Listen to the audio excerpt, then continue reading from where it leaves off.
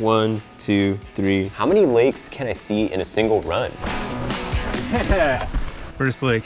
10, 11, 12. It turns out maybe a lot.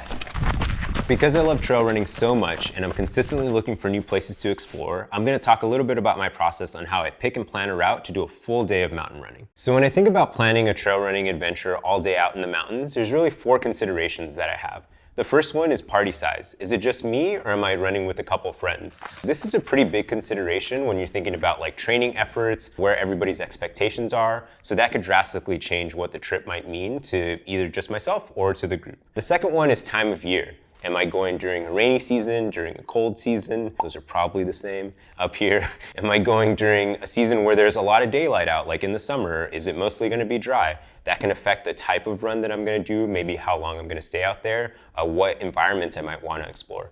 The third is, what do I wanna see along the way? For me, I love water, creeks, lakes, waterfalls. And the fourth consideration really is like, what does all day mean, right? Sometimes it just means 4 hours. Maybe I only have a limited amount of time. Sometimes it means I can be there for 8 hours, maybe even 10 hours. Sometimes it means I think I can be there for 10 hours, but I'm probably pretty demotivated after 8. I'll try to add 2 hours maybe, as a padding because nothing ever goes according to plan. So it turns out we need to go over there.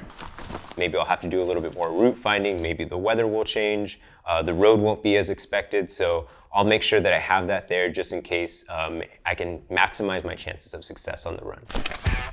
So one of the most exciting things I've seen up here on some of my trail runs have been the alpine lakes. You're just like, whoa. Even cooler than that, on some of my runs, I've seen more than one alpine lake. Yeah. And it got me into this frame of mind where I asked the question like, how many lakes can I see on a single run? It turns out maybe a lot. You'll never guess what they got up here, water. So I kind of wanted to put a number on what a lot meant and try to explore a route that would take me maybe even to see double-digit lake numbers. Hey. Do you get outside? So once I decided on the question, how many lakes can I see in a single run? The first thing I did was ask around. I asked coworkers, I asked friends who had a lot of experience in the backcountry. I was really looking for people that had a really high level of engagement and what I call like this aggregate of stoke, right? Like people really excited about it. That's what I want to latch onto. The second thing I did was to grab a couple different maps, right? Like grab some maps here, grabbed a book here to try to do a little bit of research on my own. One of the cool things we have are some like mobile applications for, the WTA, which is a local trail organization here with lots of cool trip reports. So I started reading a lot to see like kind of what I was interested in and see if that resonated with me. So I think the thing that really sealed the deal for me though was when I picked up the map and I saw that, if I can pick up the map. The thing that I think sealed the deal for me was really like pulling a map, looking at Necklace Valley and looking at Foss Lakes. And those were 2 places that people had told me about separately. They're like, oh, you should check out Necklace Valley. And somebody else said, oh, you should check out Foss Lakes. And I was like, wait, those 2 trails are separated by more lakes. Maybe we just join those trails and make a loop and make this loop that like sees double-digit number lakes. So started counting the number of lakes on there, and I think I can actually get maybe up to 12 lakes on this run. And I was like, yes, that's the thing I'm gonna do.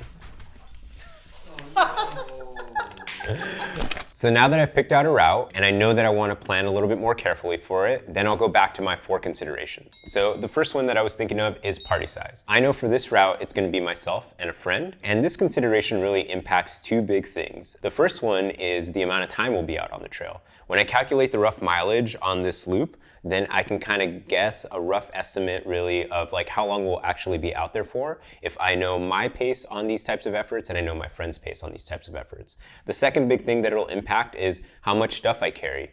Usually I'll try to carry everything I need for the trip, but in this case I might be able to share some supplies. We can maybe share water filter, we can share a first aid kit. So I know that going out with a friend is going to make this a little bit more convenient for me. It'll keep my pack weight down and it'll just be a more fun trip because I'll be able to keep a conversation going, share some memories along the way.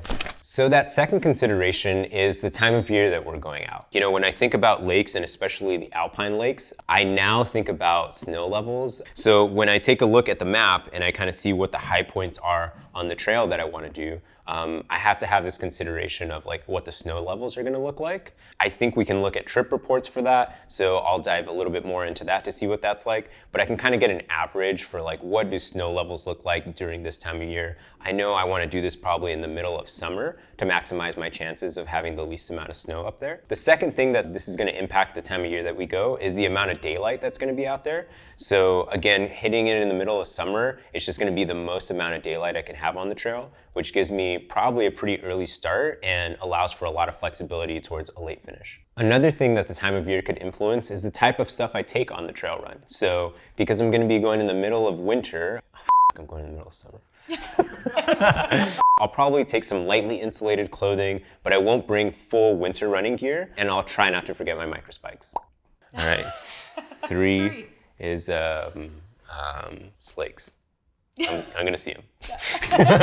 Yeah. So the third consideration was, what do I want to see along the way? For this route, I mean, I pretty decidedly want to see a bunch of lakes. I think whatever happens, I'm probably gonna see at least a couple. I might feel inclined to jump in some of these lakes. So I'll probably take at least a little pack towel so I can dry off a little bit along the way. I always get really excited to jump into a lake, and then I'm like, wait, but then I gotta go to that exposed ridge, and then the wind hits and I'm super cold. So, taking a little towel with me can make a huge difference. So the last consideration really is duration. And oftentimes this is the most important consideration. This is the one that I talked about. Sometimes I like to pad. Oftentimes I don't, and I regret not padding the time on duration of a trip. So this will be where I start adding up the mileage on the map here. I look at the cross-country section and try to guess what that looks like. I read some trip reports and try to get an educated guess of what that is. And then I kind of calculate that versus like what I think my pace might be like. So for this trip and this loop, I know that it's going to be somewhere roughly between like 22 to 26 miles. Anything over 20 miles in the mountains, I'm just like, a day. I'll be out there for the day. And so I kind of want to give myself, at least I would think, 10 hours to do it. I think it's going to be less than that, but that's probably what I'll pad it for. The other thing about doing these trips, it's funny when I look at like distance on a map, I'm like, oh, I can do that this fast. I can do that this fast. And I have to remind myself, like, the reason I'm doing this is because it's really pretty. Like, why do I want to be moving so fast? Like, maybe I want to be moving slower and seeing a lot of this area. So I definitely want to like factor that piece into, and especially again, when there's some navigational challenges that might arise, I'm going to pad that a little bit more. So I'm thinking, 10 hours out on the trail, getting to see a lot of these gorgeous lakes. And when I have that rough estimate of 10 hours, it can then help inform like, what are my fueling needs? Nutritionally, what am I looking at?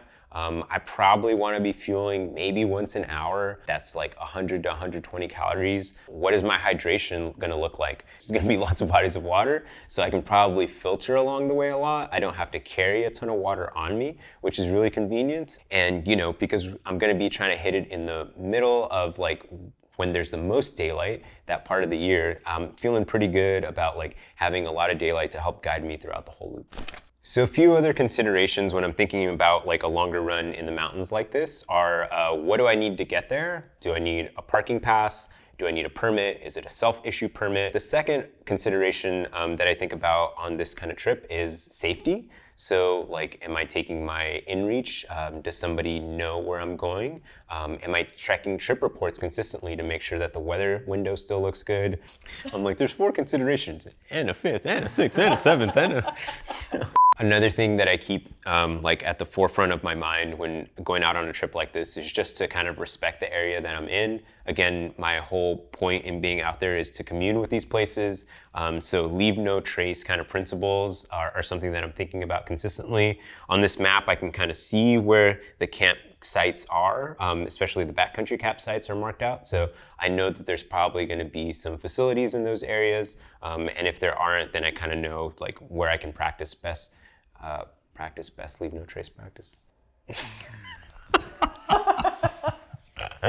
So some specific things I do to make sure that I'm respecting the land is packing out everything that I take in with me. That includes like carrying a poop kit with me and being really conscientious around that. And honestly, if I see stuff on the trail and I feel like it can fit in my vest, then I'll try to leave the trail better than I found it. So I'm really excited to do this run. Again, seeing double-digit lakes on a single run is so inspiring to me. I can't wait to get out there. I'm also really stoked to just start hearing about running adventures in general. Like, what are y'all excited about? What do you have on the horizon? What are you getting stoked to plan? Is there something in the Northwest that I should be seeing that I haven't seen yet? Feel free to leave a comment. I'd love to read them, love to get inspired by y'all's suggestions.